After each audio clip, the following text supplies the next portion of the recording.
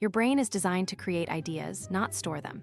Today, we explore the second brain, a digital system that offloads your mental clutter to supercharge your creativity.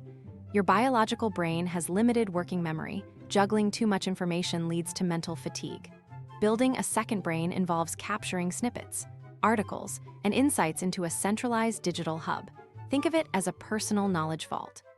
By outsourcing memory, you stop worrying about forgetting and start focusing on deep, meaningful work. Here, the surprise. The goal isn't to save everything, but to curate only what resonates. You're building a searchable archive of your life's best intellectual assets. Surprisingly, this process is how geniuses organize their work. But how do you filter the noise to keep only the gold? By externalizing your knowledge, you effectively expand your cognitive capacity. You aren't just storing notes, you're building a thinking partner that evolves alongside you. Ready to organize your genius? Subscribe for more productivity hacks.